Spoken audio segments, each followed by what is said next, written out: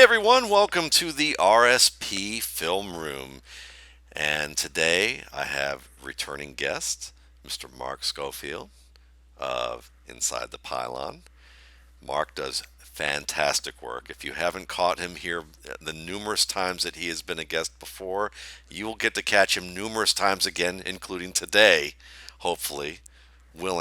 Mark willing that he will want to do that. And this is a guy that we first wanted to watch. We checked out Pat Mahomes about a month and a half ago and did a really nice combo work on him. And this is really Mark's first choice. And that first choice is one Deshaun Watson.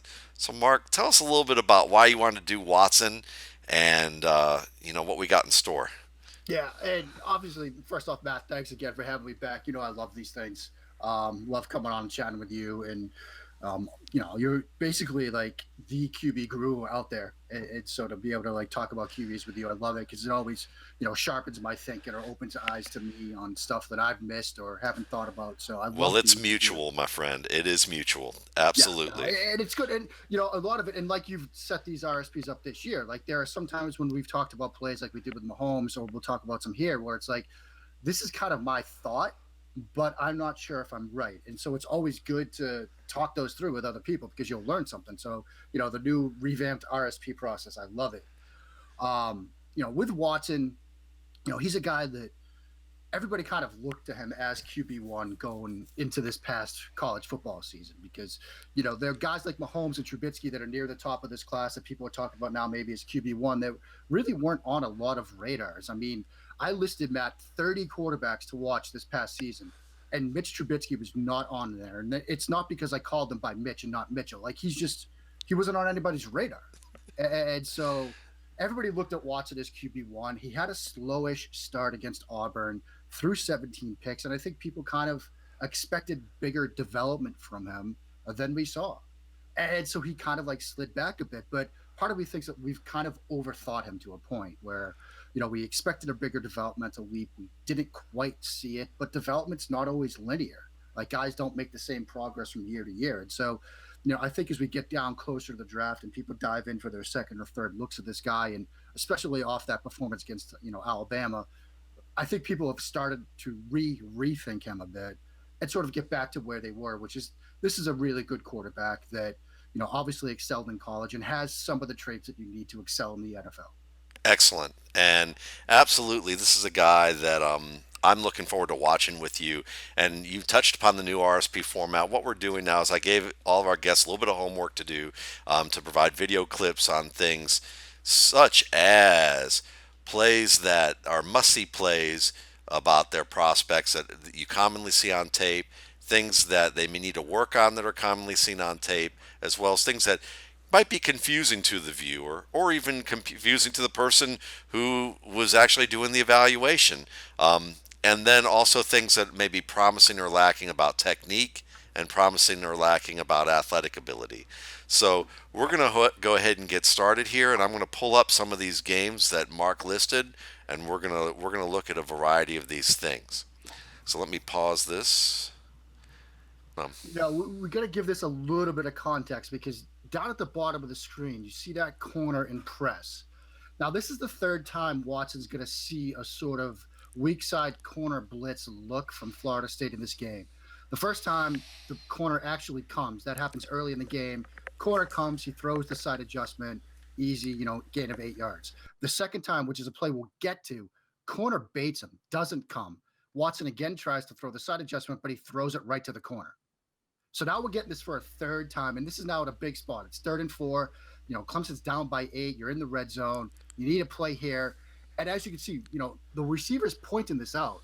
He's saying, look, this guy's going to come. So you're going to see this corner again start to show blitz, but then drop again.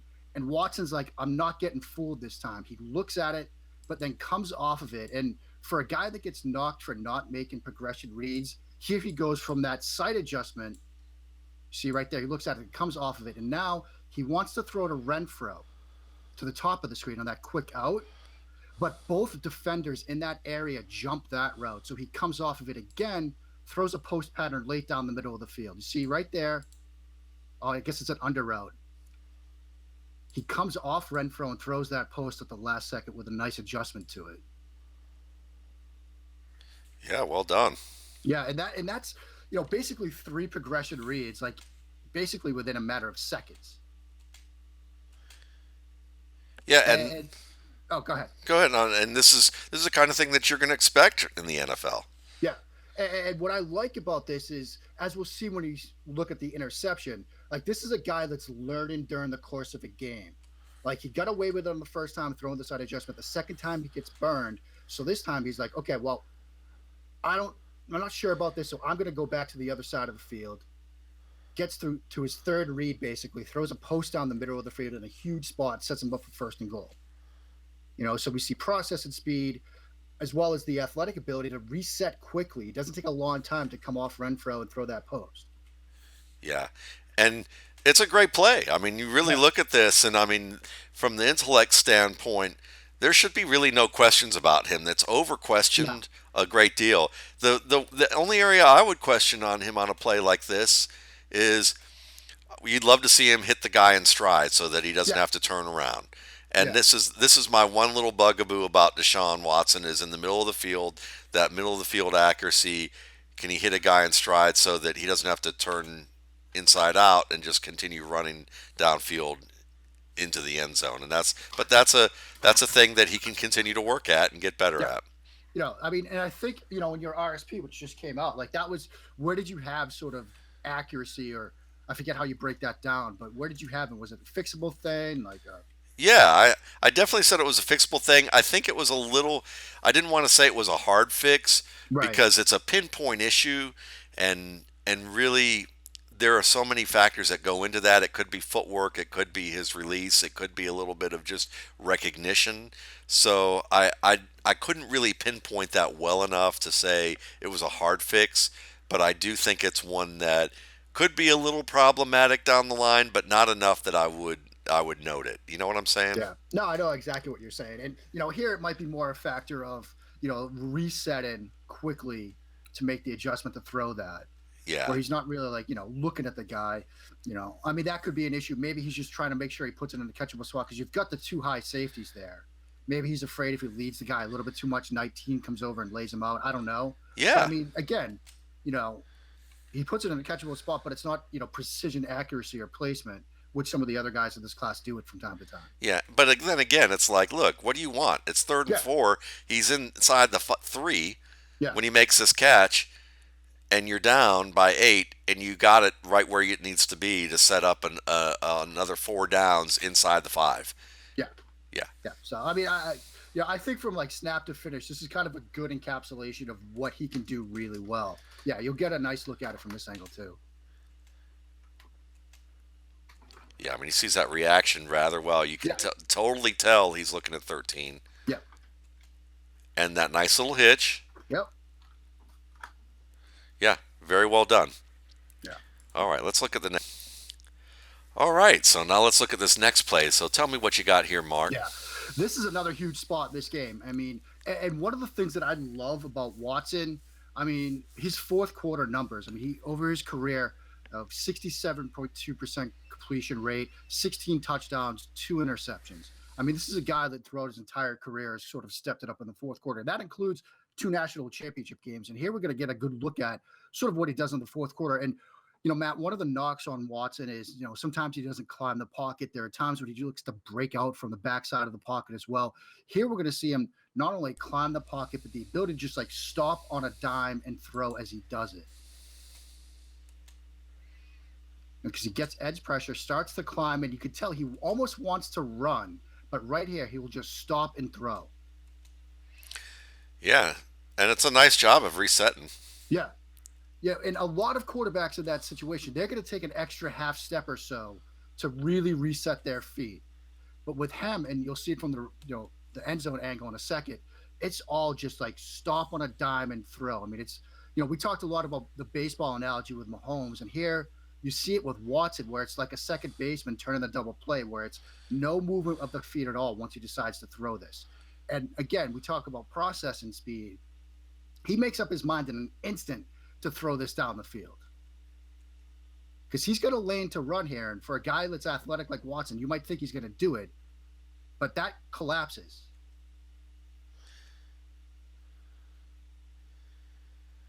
And that's a tough throw right there. Yeah. I mean, that's a really hard throw. You've got a guy in your face, too. And it's 3rd and 21 in the fourth quarter. You're down by 2, hostile environment. You know, he's going to take a hit here, and he knows it. So let me ask you this. I mean, I look at this and there may be, and I always try and think both from like the NFL point of view. We both try and do that, but I think we also, as writers, like to try and think from the reader and fan point of view because you have to anticipate the kind of questions you're going to Yeah. get. And the question that I always find people asking is, look at this player right in the middle of the field here. Is this really Yeah. a wise throw? What would you say? I mean, I think given where he puts it, it's a risky throw, but you can see the thought process where he puts this low. So it's almost as if the only guy that's really going to, I mean, I guess it ends up being a 50 throw. Right. I mean, but he doesn't leave it up. Yeah. And you've got to make some of those tough plays, Yeah. you And, know? given the context of the situation, 3rd and 21, like, you might have to take a risk here. I mean, this is a situation where, it's not like that Pittsburgh interception. I don't have it listed here, but, that last interception he threw at Pittsburgh, which was, I think, a 1st-and-goal situation in a close game, and he forced one into a window where you don't really have to do it. Like, you can live for, 2nd down in that situation. Here, you're probably not probably not going for it on 4th and 21, so you might as well take the shot. Yeah. And where else is he really going to go here? Yeah. Because I mean, because Leggett's covered up the seam. If you look to the outside receivers covered as well. There's no way he's coming backside to the X. yeah, there's cover two kind of going on here Yeah. over top. And you have a corner route here, which he throws well, but you have the safety over top. Yeah. And this guy's open on the go only after he throws the ball because the Yeah. safety shoots up. So when you see this and you go, some people might go, but wait, this Yeah. guy's wide open. No, he's wide open No. because he just let go of the ball and the safety's reacting to the throw. Yeah. So I yeah, mean, yeah, I look at that like just from a, sort of play speed / athletic ability perspective. I think the footwork and the almost the lower body strength to just drive that right foot into the turf and get this out in one quick motion. that's Really the kind of stood out to me when I was watching it. I agree. That's the most impressive part there, and you're so right about just the immediate decision and being confident about it, and really getting good placement on this throw. Yeah. I mean, that's not bad placement. I mean, I would say it would be, to nitpick again. If we're nitpicking on a higher level, you might say the elite NFL quarterbacks right here, seeing that the defender fell down, might have noticed that the defender fell down and that he might be able to throw this back shoulder. Yeah. Maybe. Yeah. But that's still like Aaron Rodgers That's incredible. level. Yeah. Yeah. Yeah. That's the master class type stuff. Right. And we can't expect master class from these guys at this stage. No. No. Yeah. And maybe that's kind of the problem when people sort of do their work on these guys is they expect the master class now. Yeah.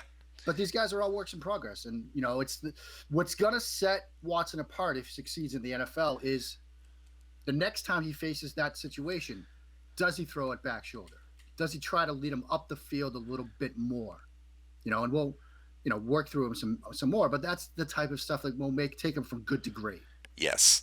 And right now he is more than good enough Yeah. to be a top NFL prospect at the position. Yeah. All right, let's move on to our next video. All right, Mark. So when you got the South Carolina game pulled up here, and we're looking at a 7:09 in the third quarter. Got looks like a double twin Yeah. stacked. I know what people are gonna say when they first see this. Like they're up 42-7, I think, at this point in the game. And it's only midway through the third quarter. So look, this is a blowout. South Carolina had a bit of a down year, so it's against you could probably term, lower competition. But you want to see guys, particularly at the quarterback position or any position really, have success against lower level competition. Like you watch those games to see, if they can, not necessarily full out dominate, but at least have sustainable success against those guys because That's just another part of the evaluation process.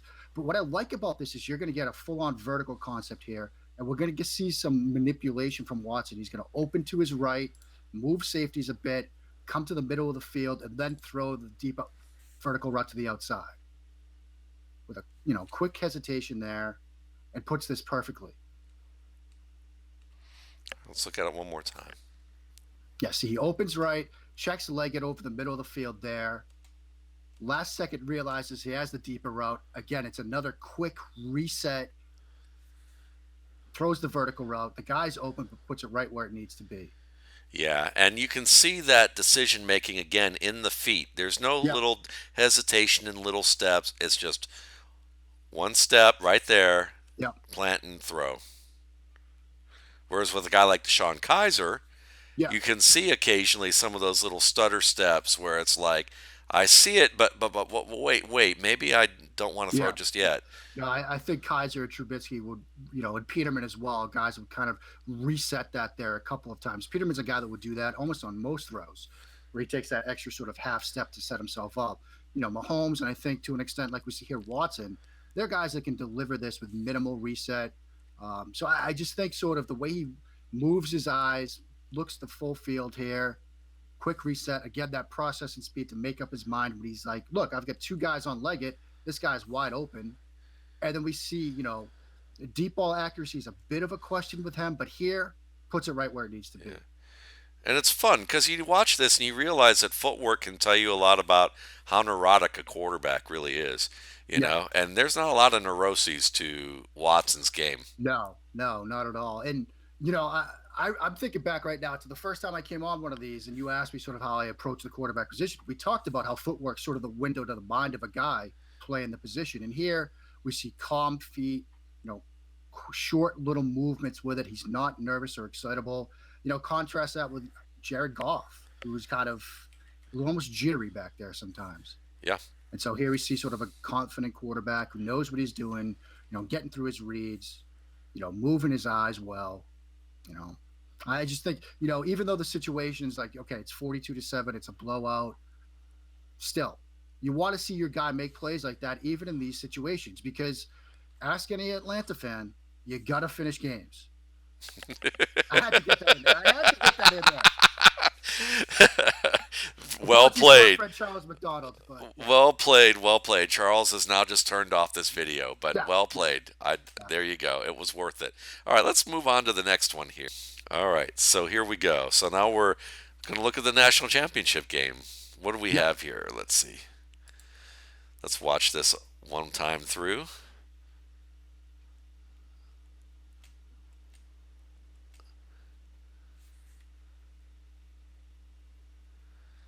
I mean, with 19 seconds left, I don't know how you do this better. Yeah, with three men coming. Yeah, you've Two. got guys in your face. I mean, he chucks and ducks it here because he's about to take a shot.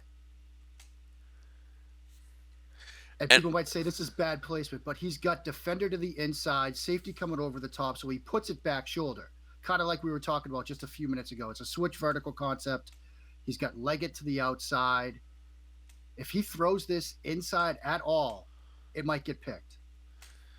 yeah, Leggett makes a great adjustment, but I mean, from the situation you've got, I think that's Foster coming on a blitz. yep.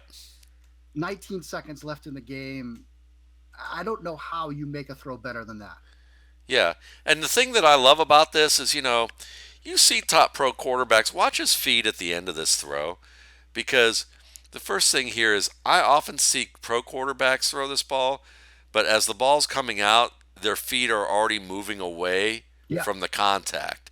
yeah, He stands in there long enough that the ball's out of his hand before he makes that pivot. yeah. And remember, this is a guy that's had a knee injury in his past. So where guys might want to shield the knee, protect the knee a little bit, there's no fear in him at all. Yeah. This is very well timed and it is. What else are you going to do here?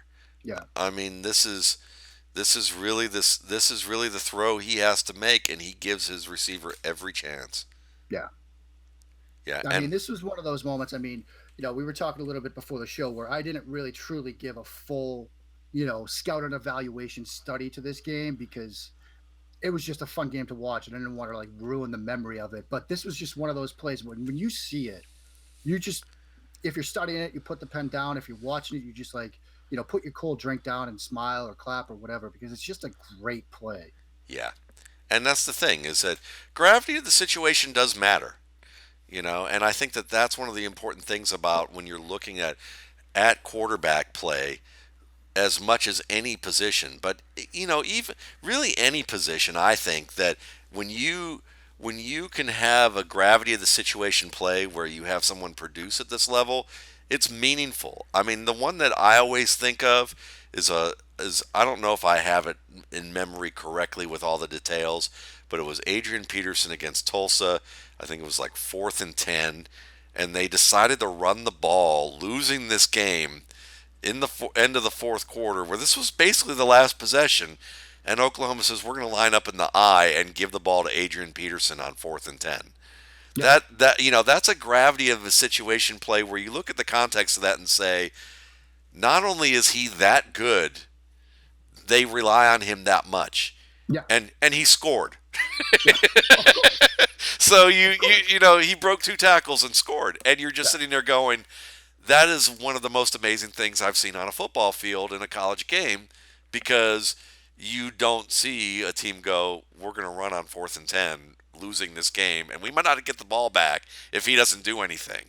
That's the kind of call your shot thing you do when you're like the high school kid playing a bunch against your little brother's middle school team right, of 3 guys against you, but right.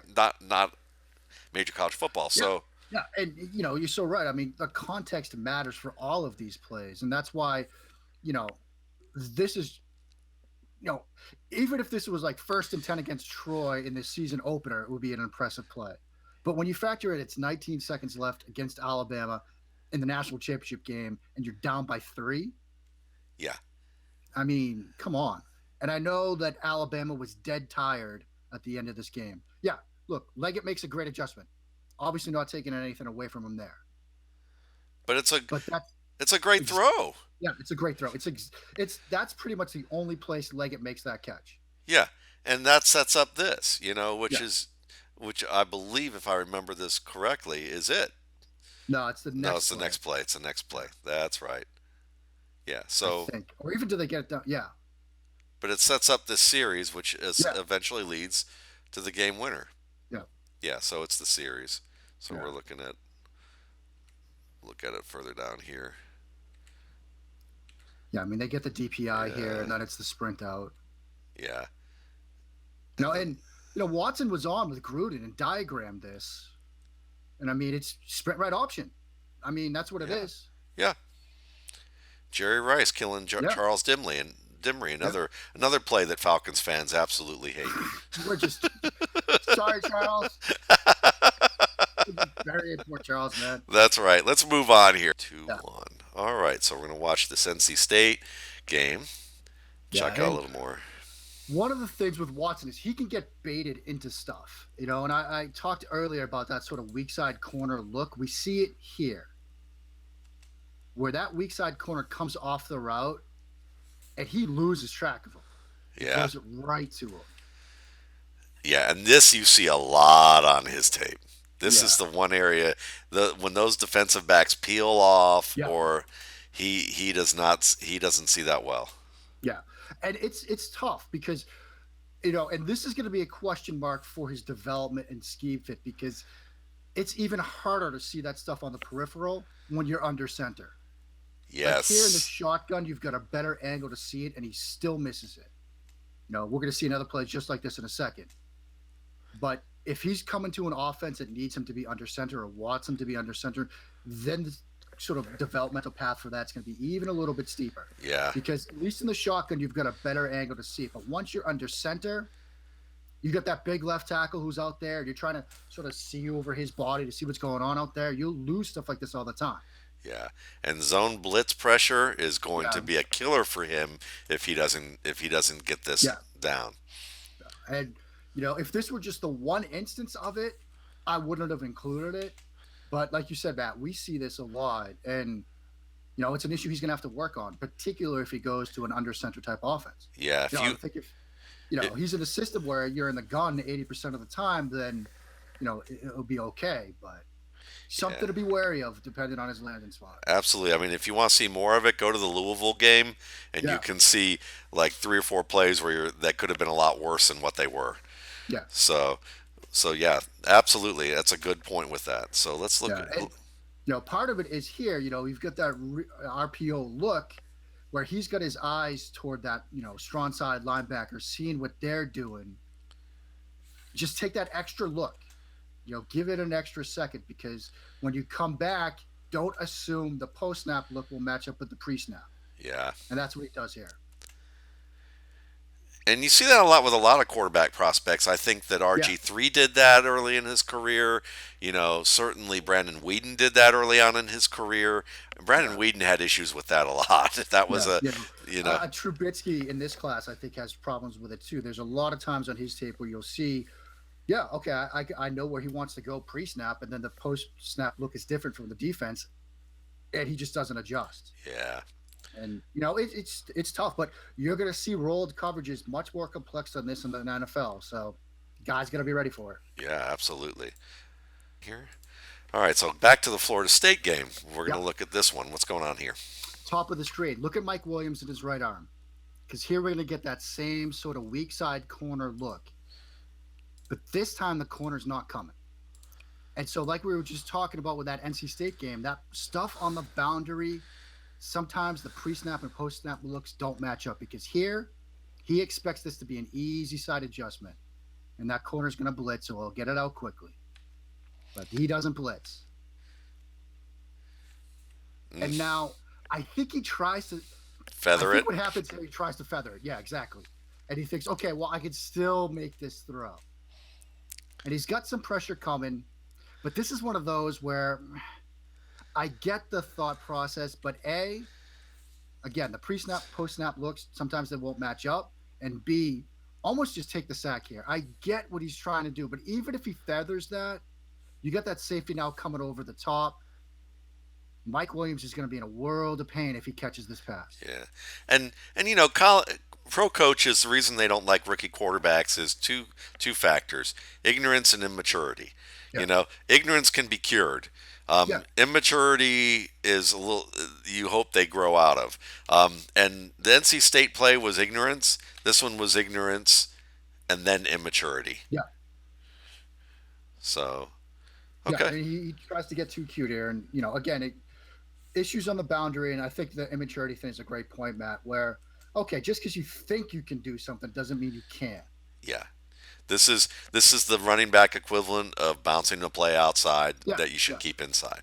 Yeah. Yeah. Maybe it worked for you against Troy. Maybe it worked for you back in high school, but against Florida State, and certainly not against the Seattle Seahawks, this isn't going to fly. No, not at all. Okay, So, good. Very yeah. good. All right. All right. So, the Pittsburgh game, we are in the red zone. Yeah, not for long, though. All right. I mean, I don't, Matt, I've watched this play countless times, and I should have almost put this in the what confused you sort of category, because I don't know what he was thinking here. Okay. Right. You get sort of a wheel route from your tight end. There's nothing, I guess. You get a nice matchup with him underneath on the linebacker, but you got two over the top. And he Yeah. doesn't look off of this. He doesn't do anything to influence that play side safety, who just reads his eyes. Yeah. It's almost And like he assumed that this this little work between the two outside receivers was somehow going to influence the safety and he didn't have yeah, to do anything. yeah. But what's the old saying? When you assume, what happens? Yeah, you make out a You make ass out of you and me. exactly. Don't make an ass out of me, Deshaun. I've been dying on your hill for a couple of years now. So don't do this in the NFL, please.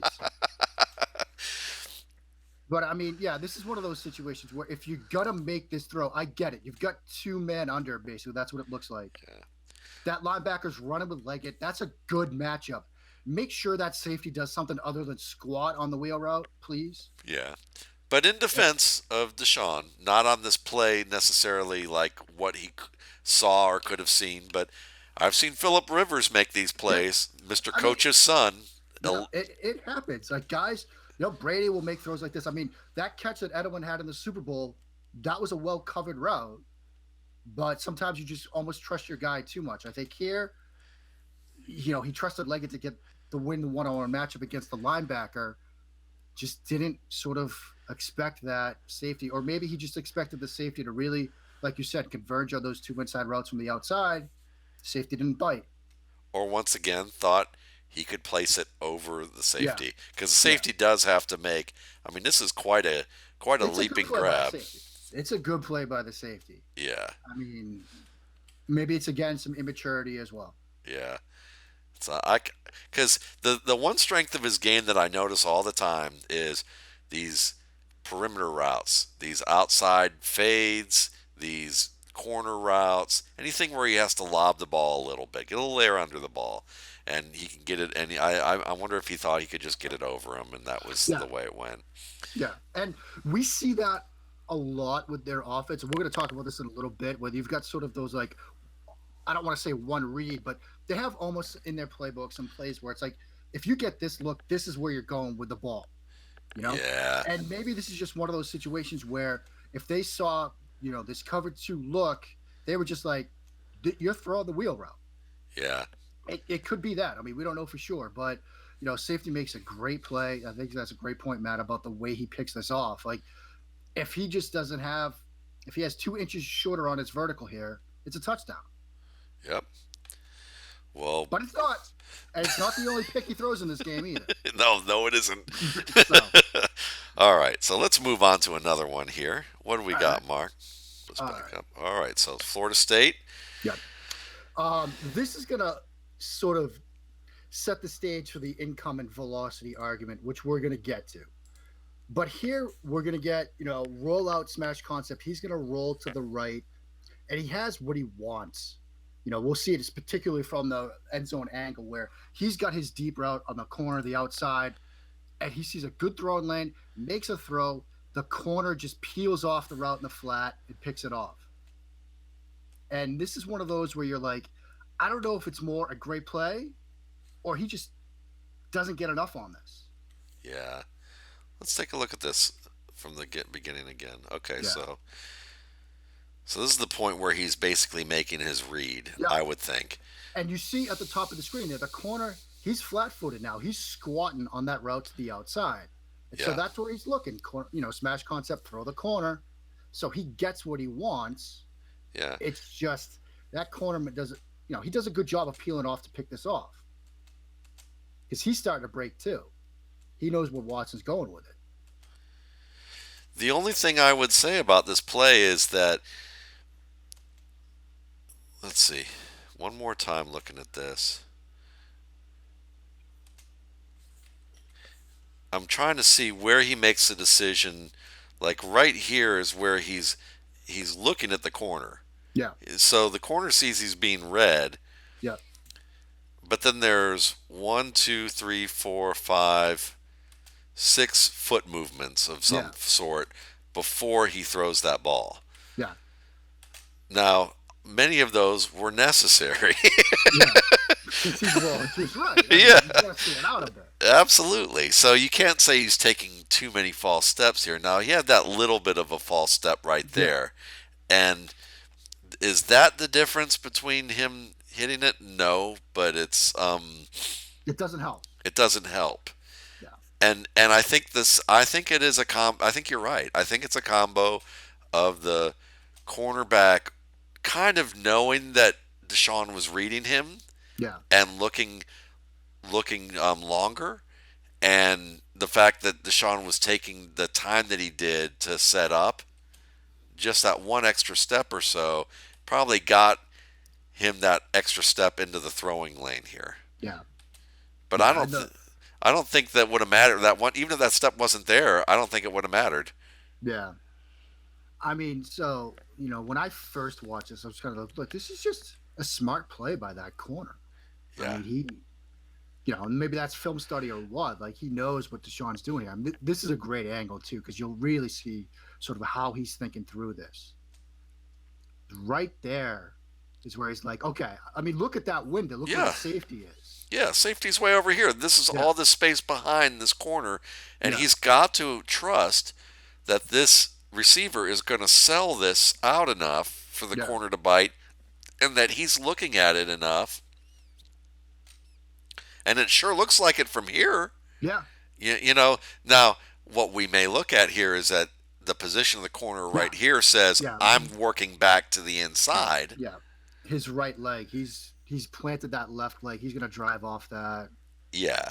Now, but Watson's already taken his eyes off the Yeah, corner here, unless he can notice that on the periphery. And again, that's like way advanced yeah. level. Like I don't know if there's anybody doing that. No, no, I don't think that's humanly possible. Right. So Yeah, I mean, and at this point, he's how's he gonna see that corner at this point? yeah, Like, there's just a mass of bodies in front of him. he's looking right here. This is where Yeah, his focus is. Is this yeah, empty patch of grass or the receiver? This is about as far as his peripheral is probably taking him. yeah. You know. So yeah, once he lets go of this ball, let's see. Come on now. Oh, they're showing it Wow, now in the replay Herb as Street's well. helping us out here. Yeah, see? See, Kurt's Yeah, saying the same thing we are. yeah. I think Kurt threw a lot of these in his own day. But Oh, oh, we're just bodying people left and right here. hey man, I grew up in an Ohio State Oh, family. So, he had that but long TD run though on the option. Remember? yes he did. Yes he did. Yeah, got to give him that. He could run. He He could. could run and he can call a game. He's one of the best. Yeah, yeah, absolutely. But it's fun to pick on him a little bit Yeah. cuz, We got to get our digs in now and again. that's all right. See, there we go. But yeah, I mean, I can see how that's confusing because you don't want to you want to make sure that you're giving enough credit, or assigning the right kind of blame and giving the right Yeah. kind of credit on Yeah, that that's one play. of those things where, like, I did that video and he says it's his fault there. Right. And maybe, but you like to see that from the quarterback anyway. Like, it's better than him pointing at his receiver here. Yeah. But, like, that's one of those situations where, I did that video of all 17 interceptions. Obviously, it included this one. And I got some people saying, oh, you said a lot of these were just great defensive plays. Well, Malik Hooker's interception in the playoffs, that was certainly a great defensive play. And this one, I think, would almost fall into that category as well. Yeah, and what I'd be wondering about, because you set them up so nicely earlier on in the show about the corner blitz and peeling off of that.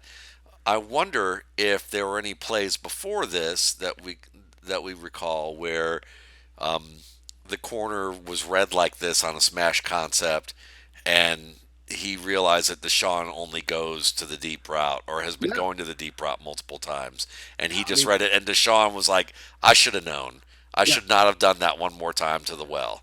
Yeah, and that could entirely be his reaction that we saw at the end, where he's patting his chest. Yeah, I mean, let's not forget, you know, defenders make adjustments too. Defensive coaches make adjustments too.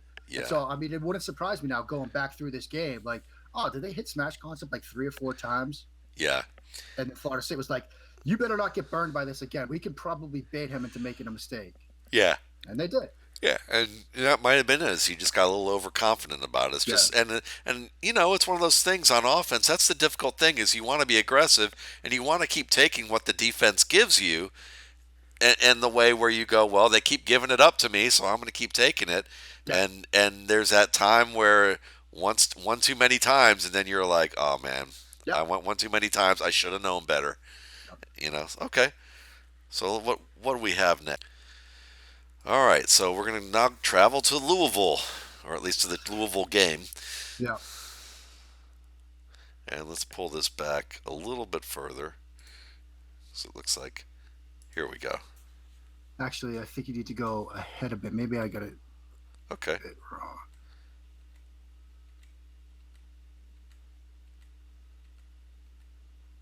Yeah, I think. Try here, maybe? okay, let's give it a shot. No. Okay. Where is this?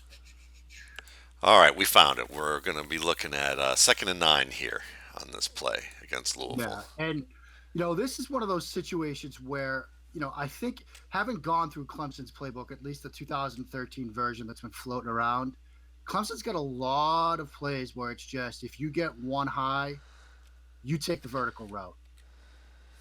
And this is one of those situations where they get that look. You see the free safety, he's down by the scoreboard right there. He's going to roll sort of a one high look. He's going to take a shot on the outside route, but he throws a couple of interceptions last year on these kinds of plays. And it's a situation where he tries to freeze the safety, does an okay job of it, but I don't know if it's more a function of the offense or what, but he's got this and another interception that he throws where it's like you'd almost like to see him recognize the coverage here. The corner's in good position and maybe come off of it a bit. Yeah. Because when he makes up his mind, corner's over the top. Like you either try to throw this back shoulder or make a different read. You've got the little hitch route from Leggett. Because right here, he's got to make that decision. Yeah. And right here, like you said, here's the cornerback over top. Yeah. That should tell you if you're going to throw this inside, you wouldn't want to loft it. Yeah. You'd want it to be on a line. Yeah. And if it's an inside breaking route, and if you think that this middle defender is actually going to be cleared out. If Yeah. you don't think that because you looked at your pre-snap decision here, then yeah, he's got to loft the ball and it's got to be placed differently than where he does. Yeah. And this is kind of where, people kind of talk a lot about his accuracy, sort of outside the hash marks, down the field. They might point to interceptions like this one. He's got to just do a better job, I think, of placement in these situations. I mean, we see it later. We saw the back shoulder throw to Leggett in the national championship game, 19 seconds left. Yeah. So maybe this is a situation where he's learned throughout the course of the year. I mean, this was a game earlier in the year. He tries to loft it down the field. You get the interception. Then in the national championship game, he throws it more back shoulder. Yeah. And So, I that's mean, I'd like to think that there's some development going on in his mind from Louisville to Alabama. We don't know that for sure. Looks like there might be. But here, I mean, he makes up his mind. He sees the corner in an advantageous position over his receiver. Put it better. yeah.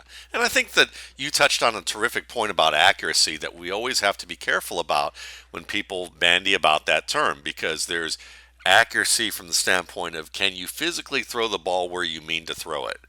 But this isn't that kind of accuracy. This is accuracy in terms of where should you place the Right. ball. Yeah, You because know, there's a physical and a mental component to accuracy, and we've seen Watson put the ball where he needs to. yeah, So and it's not that he can't, it's just that he didn't from a mental perspective and a mental approach here. yeah, because from a physical standpoint, I'd say his outside the hash accuracy is very good, like the Yeah. physical part of it. Yeah. I'm more worried about the physical part of his interior accuracy than I am about his outside accuracy. Yeah. And the Yeah. mental, so yeah, the mental part to me, again, it's all, like you said, it's an experience, nuance, craft thing that you should expect improvement with. That's a great point. Yeah. All right. All right. So now we're back at the Alabama game here. Yeah, and this is sort of the portion of these where we talk about something that's either promising or lacking about technique, and I'm going to actually focus on lacking a bit with these plays. And here, we're going to see the pocket presence a bit here, where he likes to do stuff like this Yeah. and run into sacks, kind of getting out the back door. And I think it was Justice Mosqueda who brought this up on Twitter a while back, talking about Yes. how for a quarterback that like runs sort of spread read option stuff, it seems like he would know escape routes and Russian lanes, but he still tends to run into sacks like this. And I thought that was a great point, Yeah. because he knows that edge defender is coming around the back door here. Like he sees that, and that's why he climbs. So my question is, seeing that, knowing that guy's coming off the edge, knowing he's around the back door like that, where he vacated. Yeah. So that's where you should go. Yeah. But instead, He runs right into him. yeah. And now, yeah, context. This happens against Alabama, probably the fiercest sort of defensive front you're going to see in a long time. I'd be running away from those guys as best as I can too, believe me. But from the mental component here, he knows where that guy is and where he came from, and so I think he could do a better job, sort of evading that and occupying that vacated lane. Yeah, and I don't, this is the one thing I don't particularly like about him, his pocket presence, and it's not consistent. I've seen him do it well, Yeah. but there are plays where that first step can be kind of long Yeah. and You kind mentioned of that in the RSP. Yeah. sprint like, Yeah. rather than like, okay, let's be controlled and shuffle upwards. It's Yeah. like he was already looking to escape and run before he really knew he had a place to do that. Yeah. And there has Yeah. to be some, And that's a great point. yeah, and there has to be some anticipation with that sometimes in the pocket because you don't always see where the hole's going to open. You have to assume where it's going to open. Yeah. So I don't want to totally ding him on that, but at the Right. same time, that first step, it would be nice, and I see this a lot with quarterbacks who have his mobility, where they take that huge first step early on, whereas with accomplished pocket quarterbacks, you often see a smaller controlled step first, and then that gives them the option to figure out whether they're going to run or they're going to adjust. And I Yeah. think if he can work on that, and he does it sometimes, but if he can do it more consistently, you're going to see a dramatically improved pocket passer in these situations. Yeah. I mean, watch Tom Brady sometime. I mean, he's not the most athletic guy in the world by any stretch of the imagination, but he has great footwork in the pocket because it's short, choppy steps, not a lot of wasted movement here, and that doesn't get you into trouble. Yeah, he and Dan Marino were great Yeah. in Yeah. these Marino's arenas. another great example. Yeah, yeah. So I mean, for the older school crowd here, That's you and me, man. yeah, That's you that's and me. right, because that's about it on YouTube at this point. So let's Yeah. see. All right. Google Dan Marino kids. He was good. Yes, he was. Not he wasn't just selling gloves and No. talking on CBS. So there we go. Zoom this. Situation Oop. for Deshaun. We don't need the sound. No, Stop not on that. this one. And we don't need the full motion here. So stop that too. All right, folks. So we get adjusted here. What do we have on this Troy play? All right. This is one of those situations where we kind of talked about it earlier where pre snap and post snap don't sort of match up. And here, what I think happens is he's going to get sort of a cover two look, particularly from the left side of the field. That safety's going to drop back a bit. And then he's going to throw smash to the right side, thinking he's going to get cover two on that side of the field. But what looks to happen, at least from my vantage point, is they sort of roll it into a cover six where that corner drops and he just never confirms it before throwing the route. Because you look at that right there and you're thinking, okay, two safeties are back. That corner's sort of cheated up a bit. That corner to the left is definitely sort of a cover two look.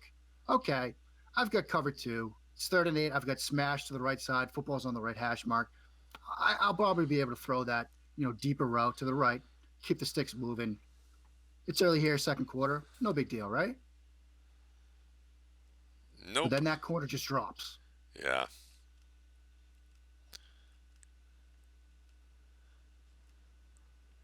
And he just basically throws it right to him. The guy's sitting there waiting for it. Yeah. And that just shows you it's a total misdiagnosis because Yeah. when you make a throw that blatant and you go, Yeah. how did he not see that? It's because he's already assuming. Yeah. And again, there's that word again, Matt. Yeah. And that's just a situation where, talking about technique, like you can't just assume that every coverage is going to be the same. We see so many combination coverages now, whether it's in college or the NFL, where, sitting on your couch Tuesday morning when you're trying to like break down a play, like you need 15, 20 cracks at it from, help from guys like Dave Archibald to figure out what you're seeing. And it's going to have to happen in an instant when you're a quarterback. Yeah. And so you can't just assume that it's going to be the same across the board. And I think that's what happens here. He thinks it's going to be cover two to both sides. They roll it to a cover six look. And that's corner just is sitting there waiting for it. And you can see pre-snap he's looking to the left side Yeah. and sees that cover two and thinks, Yeah. that's my cue that this is going to be Yeah. cover two. Blake Bortles used to make this and get hung up on this all the time in college football, and he Yeah. obviously still does now. Still does a little bit. Yeah, but but the hybrid coverages are the problem. And this is a good example of a hybrid coverage where you Yeah. have a look on one side and a different look on the other. And he definitely messed that up. And it was funny because I remember earlier on I was watching this and I asked somebody I knew who had a way more knowledge than I did, and I was like, I can't tell what this coverage is. What is this? And he's like, yeah, it's a hybrid. A Yeah. what? Yeah, and explain exactly what you did, Mark, very well. Is that You got coverage on one side and a different one on the other. And when you see these little movements going on, you should be noticing these little movements, but you can see he's not really even looking at it. And we should Yeah, look more at this on the pre-snap level here if we can. Let's see. yeah, you'll see a lot of this play. Yeah. And it's actually Troy does a good job here. I mean, they were a good team this past year. I mean, I know I've taken a couple of shots at Troy in this already, but they were a good team this past year. They almost beat Clemson in this game. Yeah. And when you see him looking at things, I mean, he looks early on the right side and he's pointing out what he's seeing, Yeah, but is that he's pointing out where the linebacker is? and that's my guess. So he's looking at that, but then when you see him making his adjustments, he's looking to the left Yeah, as these guys are dropping. So he doesn't even yeah, he see never this. That's a great point, Matt. He never sort of reconfirms on the right, even pre-snap. Yeah. And so when he doesn't reconfirm that, he looks over there, he gives it a glance, but it's like, unless he's a top pro, he's like, yeah, I just saw what happened here. I'm going Yeah, to act like I didn't see anything. yeah, But he didn't do that. He turns back over here, and his first look was to the left side. yeah. And that might have been a situation where, he was just going to peek that go route to the outside. Yeah. And if the receiver got off the jam immediately, he'd throw that. But then he's like, I still know I got smashed, and it's cover two. Yeah, and he, obviously, I don't know what he sees here. He may not see he should assume that this is here, Yeah, but the cornerback, he should not assume that cornerback. He's yeah. I assuming the think he's just cornerback isn't assuming the there. quarterback is down in the flat. Yeah, and he just And does. actually, run that. Is it the guy off the edge that comes to cover the flat? Must be right. Yeah. Yeah,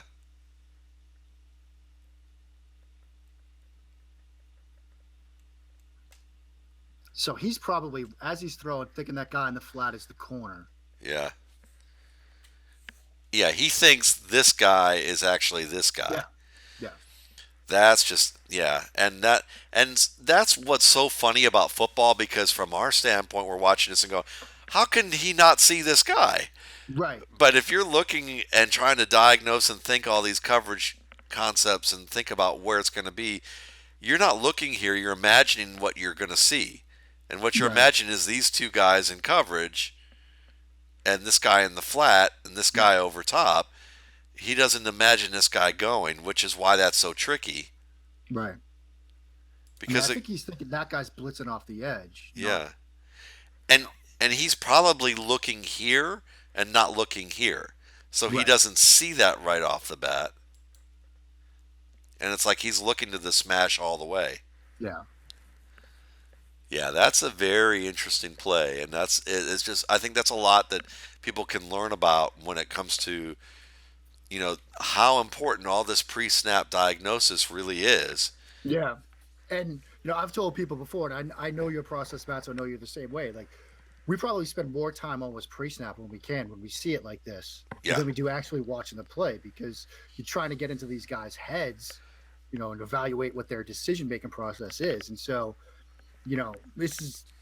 I know it sounds like nitpicky, nitty-gritty stuff, but it's really important because, how can you really opine on a guy's decision-making process if you're not trying to do it yourself? yeah, and it is one of the most important facets because it's you what you need to see is not only what he's reading but how he reacts to it. I'd rather see a guy miss the read. I'd rather the guy be. There's different schools of thought with quarterbacking, and I don't know if one's right or wrong, but a preference standpoint for me has always been I want a guy who's fairly intuitive about what he's doing. And he may not know what he sees here, but if he spots the right thing and Right. he's decisive about it, I'd rather have that. Even if he's wrong and he's decisive about it, I don't want to me on the scale of it is right and knows what he's doing, right and didn't quite know what he was doing, couldn't explain it, but he was Right. on time and decisive. And then on the bottom of that scale would be wrong and was indecisive about what he was doing. Yeah. So, Brett Favre couldn't identify a nickelback. Didn't know what a nickel coverage was when he came out of college. right. I think he turned out okay. Yeah. Dan Marino was another one who couldn't read Yeah. coverages very well. turned Yeah, out okay. Two of the most yeah, intuitive quarterbacks we've ever seen who could play today. yeah. Yeah. I mean, we saw that video of Favre last week. He can still sling it. Yeah. Looks better than me out there. Or he always did. So, I mean, Oh well. Hey, maybe on a good day he was. Let's see. uh, What are we gonna listen to? What are we gonna watch? All right, now we're gonna. All right, Dabo. all right, Dabo. Your QB faces 3rd and 8. You're up by 3 at home against Troy. Early third quarter. What do you not want him to do? Stare down a deep route. What does he do? Stare down a deep route.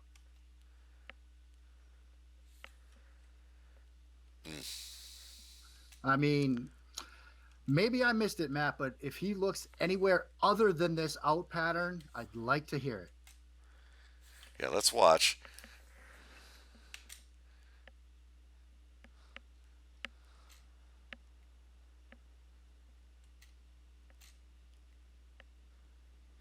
Maybe there. Maybe. Maybe. Maybe. I mean, Because his if head I'm going to be, never turns from this his point to head the throw. never moves from that. And that safety just reads his eyes the entire way. Again, it's sort of like a smash-ish design. Yeah. You've got the L pattern, you've got the guy sort of hooking up and then maybe um, curling to the inside a bit, but it's the same type of thing. And this time the safety just reads his eyes the entire way. Yeah. If he turned, he was given the side eye, and Yeah. we can't tell that. No. No.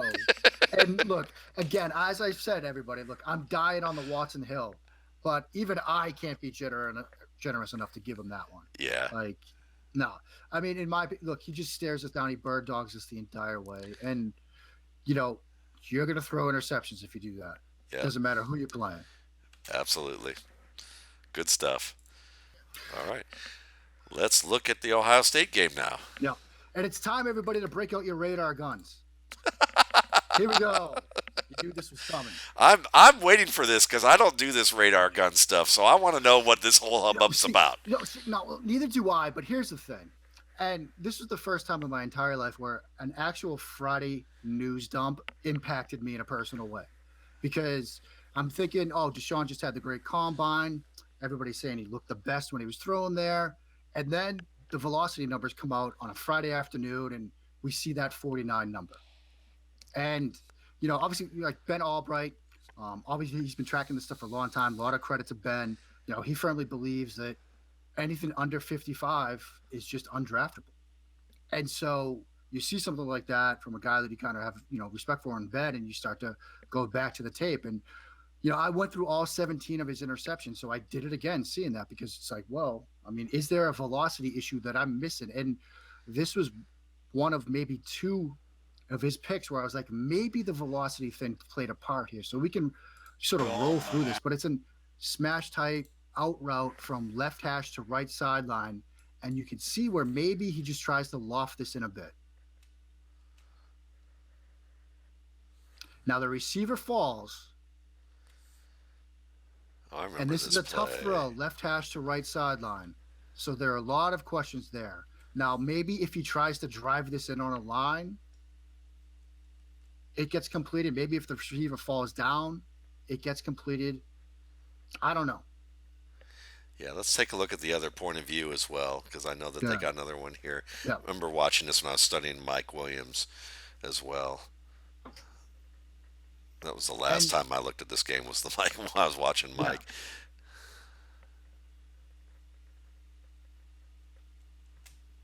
And I mean, it's a narrow window, so he's going to throw it over the top of that guy, and Williams falls. Yeah. And And I, I think he falls trying to adjust to the ball yeah. too. And so that brings it up. You know, with the velocity number, if you want to give it full faith and credit, if you have questions about the methodology, whatever, but you still go back and revisit some stuff. And if he's trying to like adjust to come back to the ball here, like that left hash to right sideline throw, is that one that Watson has in his bag? I still think he does, but we got to at least address that because everybody was talking about it. Well, what's interesting to me about this is that somebody asked me this question recently. I think it was yesterday, and my response was, I can see how this is a layer of analysis that you can match to certain types of throws. But when you watch his game, the common sense point of view to me is he's good on these outside loft the ball throws, fade routes, corner routes. That's what he does well. That's what they ask him to do often. They don't ask him to try and zing the ball in there on anything other than slants, um, on a consistent basis or stop routes. And so when I see this, I kind of looked at this as he was lofting the ball. He Yeah, wasn't trying to put any muscle on the ball. And I never thought I never would have thought, like if someone showed me this play and said, was he trying to put velocity on it and he couldn't? And I would have said 101 times, no, he's trying to loft the ball. And he didn't get enough air under it. yeah, And the receiver tried to adjust and he miscalculated where he needed to place the ball. And the receiver fell down. And even if the receiver didn't fall down, there's no way this receiver's catching this throw because it was too far behind and not high enough. yeah, yeah. I mean, I think this is more of an accuracy issue than anything. Yeah, yeah, Like if he's going to try to loft this, you got to get it more to the outside. And this is kind of a long-winded line I was saying. Like the velocity thing, like I get why people are hung up on it for a while and may still be, but given the tape on him and given what we can see and given the ways that he can sort of win, it's not scaring me off of him at all. no. I mean, to me, the only place where I would be worried about his velocity is in the middle of the field on routes that I don't see him throw very often. Yeah, Maybe some of those, maybe a 20, 25-yard dig route, which we don't yeah, really see. And, no, and those aren't the strengths of his game, or that's not what the strength of Clemson's offense has been. yeah. I mean, He- that's another thing. Like scout the traits, not the scheme. Like they don't run a ton of deep digs, yeah. you know, So, but look at what he can do. And like you said, Matt, I think that's a great point. Like the lofted routes, the fade routes, the corner routes, some of these deeper routes where he can put some touch on it. He excels in that area. This was just a play that, yeah. they had a narrow window. He tried to challenge it because he's a pretty aggressive kid, and Ohio State made a good play on it. So He- let's ask some more basic question that maybe some of our fans and readers may and viewers may have, which is, can you do NFL offenses have schemes where he don't have to throw the deep dig route and don't have to throw some of these deep out routes, and still have players that thrive just throwing these more loft the ball to the perimeter type of routes. I think the answer is yes. I mean, I think there are a number of offenses where, you know, West Coast teams, for example, they're not doing a lot of deep dig stuff. They're doing stuff closer to the line of scrimmage. I think Watson would thrive in sort of a West Coast offense. And, you still have some occasional deep balls, towards the outside or down the field. I mean, even you could look at New England. Like, yeah, Brady can still throw the dig route, and he threw a great one, I think, in overtime in the Super Bowl to Edelman against the cover one look, but it's not a focal part of their offense. So much more happens to the outside, happens underneath. And so there are offenses that you can put together where the 15 to 20 to 25-yard dig route isn't a huge part of the game. Because as you said, slants, band eights, he can throw those velocity, and we're just going to see one in a second here. Yeah, and just for those Falcons people that live near me, I can say I'm really interested to see Brady try and throw a deep route to Brandon Cooks, because I don't think Brady's a good deep route thrower. No, he's not. You And know, I say this as, if you can't tell from the accent, you don't know who I am. I'm a Pats fan. yeah, Like, but I'll freely admit, like, that's not a strength to his game. yeah. It But you hasn't can, been since Randy Moss was around. yeah. And there's rarely a perfect quarterback who can throw every route exceptionally well.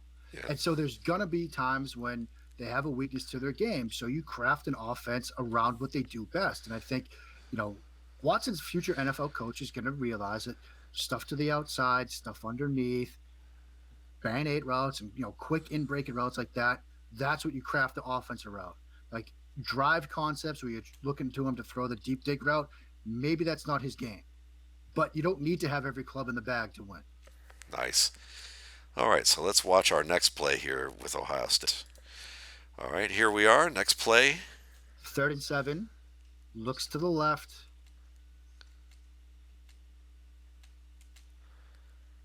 and he drives this one in pretty well. Yes. And I mean, if you want to like watch this on full speed, like you'll get a sense of, okay, here's a in breaking route, bang eight post route, and puts it on Williams right in stride. I mean, this is just this is the throw of velocity that he can make Yeah. with a guy in his face, and NFL teams can win with that. And they do. Yep, The Falcons do. yep. And Atlanta got to the Super Bowl on that to Julio Jones. yeah. And this is to be honest with you, this is the exact play if you've been listening to any podcasts in the today or the next week that I've been doing and talking about Mike Williams. Yeah, This is where Mike Williams is going to win in the NFL, not these fade routes. He'll do some of the fade routes, but if you ask me, he's more Dwayne Bowe than he is Alshon Jeffrey. And yeah, he's not a great vertical player in the way that people want to perceive him to be. He's gonna win on these plays where it's the ball's fired in on time in stride, and he gets to use his frame to yeah. get that early separation, and then some of that skill after the catch to gain yards through contact. And if you look at the separation he gets out of the cut here, I mean, he's got press. He can beat press. Defender's in good position when this ball comes out. He's right on his back hip.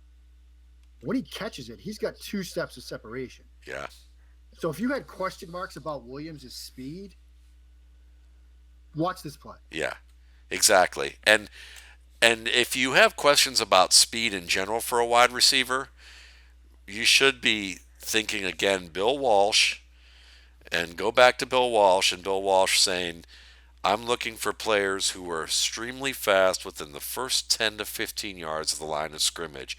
And the 2 fastest players I ever saw in a certain draft class together were Eddie Brown, who I was really interested in getting, and then this other guy from Mississippi Valley. I think that's the school that he went. It was Well, some Division some two school. school, Probably yeah, not going to be a good player, but yeah. But Jerry Rice, he was really quick in that range. yeah. And that's where you win routes. I Yeah, mean, it looks nice when you run the like 50-yard vertical route, but you still win it in those first 10 steps. yeah. Because otherwise, if you're just focusing on the 40, you have Ted Ginn, who, Yeah. look, he's made a nice career, but he's made a nice career because teams have gone, well, no one can cover him once he gets about 40 yards down the field. And if we have a quarterback who's that strong of arm, and if he catches the ball 1 out of 3 times, he could change the game for us. A lot Right. of ifs. A lot of ifs. But there are minimal ifs on a 10-yard post route. That's right. That is right. So good stuff. Let's look at it one Yeah. more time here. And two, again, you get just enough of a look to the left here. He's got pressure coming. It's 3rd and 7. And this is after the pick he just threw. Yeah, So, I mean, take a second to think about that. Like, this isn't a guy that really gets on tilt that much. no. And this is not the type of throw that you want to make when you are on tilt Yeah. in the middle of the field like that. Yep. And, underrated aspect of this play, watch how he moves that underneath linebacker just with that quick turn to the left. He gets him out of that throwing lane because he's looking at him right there. He comes to his right, opens up that lane. And it's too late. Yep. Now that he's just planting Yep. as the ball's coming out. Beautiful stuff. Yep. And our final one is from the Alabama game. Yeah. And I want to touch briefly on competitive toughness because I think that's something, John Lynch talked about how they were going to be grading guys in San Francisco on competitive toughness. And I think, he took a little bit of heat on the timeline for that. But it's an aspect that you can't overlook. Matt, you put it best when you basically said football is an emotional game. It's a game about trying to impose your will on the guy across from you. And that's tough to do as a quarterback, but you get your chances. And you get your chances to show your team what you will do to win. And this is kind of what I wanted to end with. I mean, like I said, look, I'm dying on this hill and it's fine. But when you see a guy do this in a national championship game to just put his body on the line as a quarterback, that's a guy you want to play for. Yeah, I mean, He goes airborne knowing that Reuben Foster wants to destroy him, but he's going to get that first down. He doesn't. But if I'm his teammate, if I'm the third string quarterback, if I'm a walk on freshman backup holder, I'm fired up now to play for this guy. Yeah. And I love that you talk about this, and I am fascinated that our that timelines got kind of out of shape about John Lynch saying that, because all they need to do is really look at Ozzie Newsome, who everyone pretty much says is one of the best GMs in the past 15 20 years, and Ravens players. Yep. Daniel Jeremiah has talked about it. Ravens players have to have that physical mental toughness. They have to like playing against contact and giving contact and dishing it out.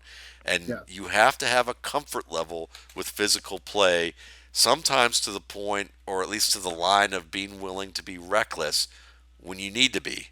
Yeah. And And, go ahead. you know, as you said, it's an emotional game. And there are going to be times when it tests you to your physical and emotional and mental limit. But you need to break through that. Yeah, Like if you're going to have success in this game, in this league, whatever level you're playing at, you're going to have to do things to yourself and with your body that you never thought were possible. absolutely. And sometimes it means laying out like this, knowing that you might suffer a season, a game, potentially a career ending injury, but you're going to do it Yeah. for the guys you play with. Yeah, I mean Duke Manyweather Oh, Duke. was doing a nice job of talking about how finishing plays for offensive Yeah. linemen. He was on Twitter talking about that and saying that you have to this gets on defense's nerves, and Yeah. defenders recognize when you finish plays. Yeah. They know when this happens, and they begrudgingly respect that. Yeah. And I it's mean, if you want to talk about how finishing matters, look at Alabama's defensive line at the end of this game. yeah, They just were worn down. And, it's like you and I talk a lot about boxing. When we talk about these, we've talked a lot you've made a lot of boxing analogies and the great work that you do. And it's like working the body on a guy. yeah, It won't matter in round one. It won't matter in round six. But in round 10, if you can work in the body all fight long, his will's going to break. yeah, yeah. I mean, I laugh, and I mean this will be my only moment of ever like talking about playing football, and it was Here we go. and that's about it, and it's not that big a deal, but I just think about, you get the same thing of people respect you when you play physically. And Yeah. I didn't play my in my high school team. I used to play my high school team, some of our high school team players, just in pickup games. And I remember making a catch where I got flipped to make the catch, and like landed on my back, did a complete somersault, and landed on my back. And what was funny about the play is, I mean, you after the play's over, you and you're okay. The way they play you is different after that. Yeah. Because they kind of realize that they're not going to be able to cover you quite the way that they thought. They Yeah. realize they're not going to be able to intimidate you, and their intensity actually wears down because they gave you their best shot, and you're like, okay, so let's keep going, Yeah. and then you also see it reflected in the respect you get after the game, because they remember what they did Right. to you, and you're like, you're okay, and it's one of those deals that's reflected in that sense. So it's a clear emotional reaction, and this game, to deny that, you're just basically taking out context. you Yeah. know And what you just said, Reuben Foster probably said those exact same words or something like it walking back to the huddle after this. yeah, Because he gives Watson his best shot. And Watson gets right back up. yeah, because at that point you have nothing else to do but to Yep. go, good job. Yep. It's when go watch any boxing match where the two guys hate each other, just absolutely despise each other, and they beat the living tar out of each other. And what Yeah. happens at the end of that fight? They hug each other. They have Yeah. much more respect for each other than they did before. They actually end up probably becoming friends. down the line in their careers, or there's a lot more respect, even if there was animosity beforehand. Because once you give or take someone's best shot, that's where the respect comes. Yeah. I mean, what was it? Was it Ali and Frazier who Yes. Yeah. hated each other in the ring, but outside of the ring, they would do anything for each other. It was a it was a tough one. I mean, that was probably a tougher one because of some of the things that went on socially and Yeah. leading up to that. And I know that Joe Frazier still had animosity towards him down the line, but you could see even at the end of that bout that there was Yeah. like, what do you do? What more can you do after you guys have had the two have gone that way? So yeah, Yeah. this was definitely good stuff. Um, Mark, this is it's fun to watch and get a complete picture of a guy like Watson because he is. It's funny this class. There are so many little polarizing aspects to all of these guys, and he's one of the top players. Yeah. So for you to take the time and kind of show us both the positive and negatives and the things that that he's going to have to develop on has been a fantastic look. Well, thanks, buddy. And you and I, we always love each quarterback class. I mean, I remember last year, you and I putting on the armor and pulling up the shield and the sword to defend the guys last year. And I like this quarterback class as well. I think it's different. I think it's maybe better at the top than last year's. Not as deep as last year's, though. I think last year's was deeper, and there were a lot more guys in the back of the class that were fun. But these guys at the top, particularly Watson and Mahomes, who we watched as well, like I think they can both go on and have great careers in the NFL. Is there stuff they have to fix? Absolutely. As we've talked about, none of these guys are great coming out. It's rare to find a guy that's got everything, on point the way it needs to be to come out. But I think Watson, and I really wanted to end with that play because it just shows you that, like Steve Mariucci said at the Brady Six, how had he missed on Tom Brady? Well, he didn't cut him open. He didn't look inside his heart. Well, we can't really do that with Watson, but that play kind of encapsulates what he brings to a team. And so, if I were a GM, if I were a scout, if I were an offensive coordinator, if we needed a quarterback, if we didn't, I wouldn't care. If I'm in the room and he's on the board and we're on the clock, give me that guy. He's got flaws. That's my guy.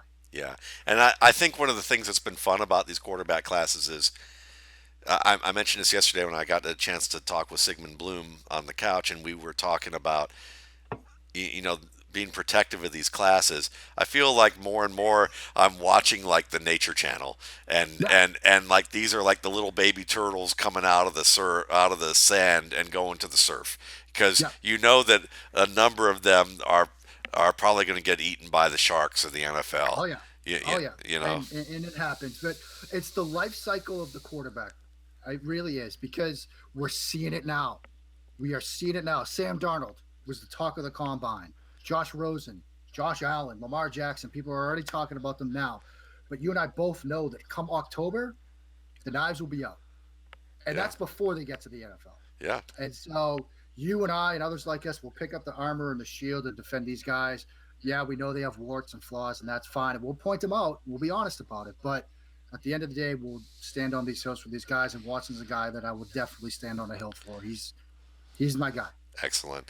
Well, for Mark Schofield, I'm Matt Waldman. Thanks again for watching the RSP Film Room. You can check out more RSP Film Rooms at the YouTube channel RSP Film Room or go to www.mattwaldmanrsp.com, and you should check out more Mark's work at Inside the Pylon. Inside the Pylon. Check them out. Great stuff. Thanks again. All right, let me pause that.